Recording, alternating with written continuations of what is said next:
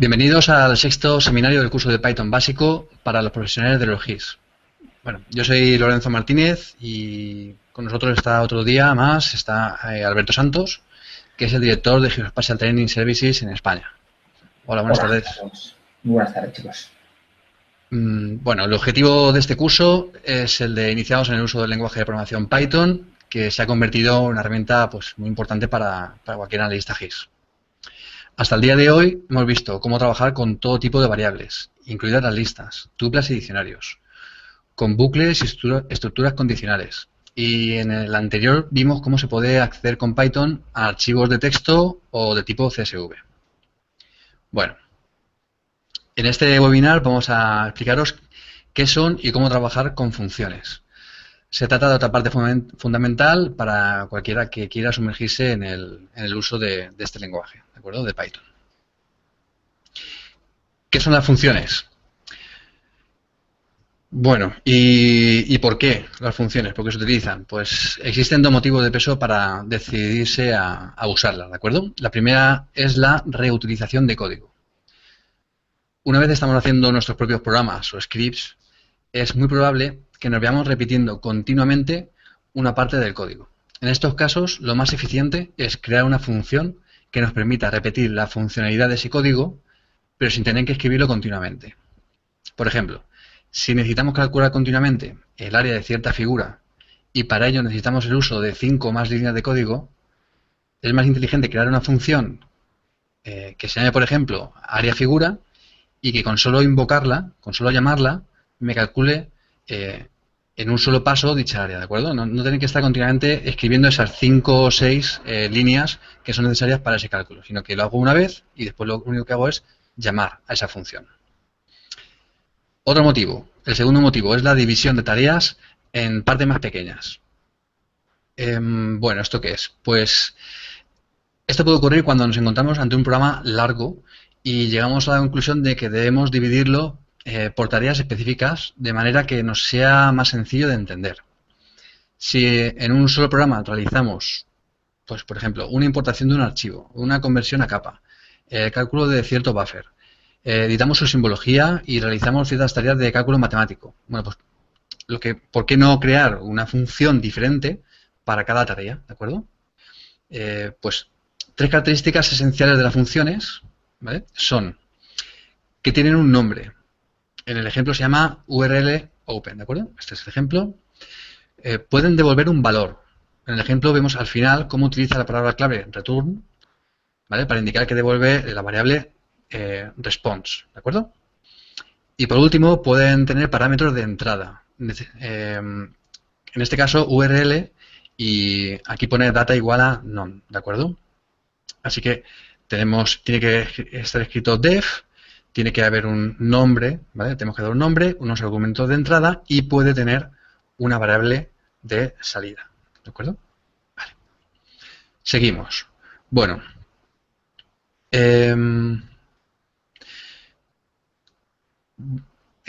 Antes he comentado, ¿vale? Que ¿por qué no convertirlo en diferentes funciones? Vamos a ver esto más esquemáticamente. Aquí tenemos un programa que es muy largo, ¿de acuerdo? Realiza una serie de tareas y lo que vamos a hacer es, ese mismo programa lo vamos a convertir en un programa más sencillo en el que va a estar llamando a las funciones, ¿de acuerdo? Va a hacer esto, va a llamar a una función que es importar fichero, a otra que se llama convertir a capa, editar, crear y calcular o realizar cálculos matemáticos, ¿de acuerdo? Esa es la idea que he comentado antes, ¿vale?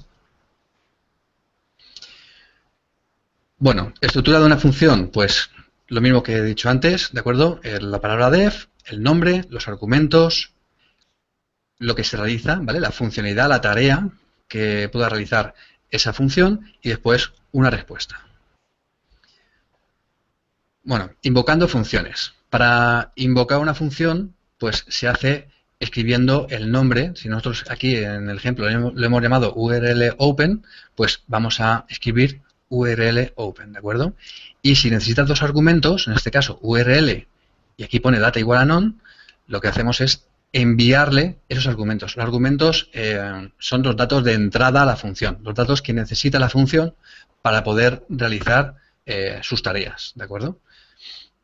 En este caso es un caso un poco complicado porque no hemos visto lo que son los objetos y las clases y en este caso está haciendo uso de una de ellas, ¿de acuerdo? Entonces, en esta diapositiva que viene vamos a ver un ejemplo mucho más sencillo, ¿de acuerdo? Es simplemente una función en la que realiza una división, ¿vale? Entonces, aquí podéis ver cómo esta de aquí es la función, donde empieza def, donde pone def, y al decir división, ¿vale? División, estoy llamando a la función, necesita un numerador y un denominador, que es lo que yo le voy a enviar, dos variables que llevan un numerador y un denominador, realiza los cálculos que necesita hacer y va a devolver un resultado, ¿vale? En el caso de que el denominador no sea 0, devuelve un resultado. ¿Que dónde va? Aquí, ¿vale? Fijaros cómo he puesto aquí una raya verde. Así que yo, si quiero hacer una división, lo que hago es escribo todo esto y si esa división, lo que está haciendo esa función, está devolviendo un valor, yo tengo que poner primero una variable igual a la llamada, ¿vale? Bueno, asignar parámetros a una función. Bueno, cuando se invoca una función se suelen asignar esos parámetros a la función y estos parámetros se convierten en variables dentro de la función, ¿de acuerdo? Y se utiliza de alguna otra manera. Es decir, esas variables, ¿vale? URL y data, estas variables que han entrado aquí, se van a trabajar dentro de la función. Y son variables que se llaman locales, porque solamente se trabaja con ellas, con los valores con los que vienen, ¿de acuerdo? Se trabajan dentro de la función. Fuera de esa función, URL y data no son las mismas, no tienen almacenados los mismos valores, ¿de acuerdo? Digamos que no son las mismas variables. Así que URL y data son argumentos y trabajan como variables locales dentro de la función. Fuera no. Fuera no se trabaja igual. Bueno, ¿cómo crear una función? Para crear una función ya hemos comentado todo lo que es necesario, ¿de acuerdo? Y hay algo que es muy importante y que quiero hacer ahora mucho hincapié, y es la sangría, ¿vale? Hay que hacer sangría. Cuando se crea una función se utiliza la palabra def, se pone el nombre, los argumentos, dos puntos, ¿vale? Dos puntos, y después todo lo que venga después, todo lo que sean las tareas de esa función, tienen que venir con una sangría, ¿de acuerdo? Aquí lo he querido poner en verde, ¿vale? Para que se quede bien claro, igual que aquí en el ejemplo, que en el momento en el que yo, por ejemplo, return response lo ponga a la misma altura que def, bueno, para empezar va a dar un error, pero eso es que ya esa línea no va a estar dentro de la función, ¿de acuerdo? Así que, muy importante, hay que dejar la sangría, ¿de acuerdo? Vale.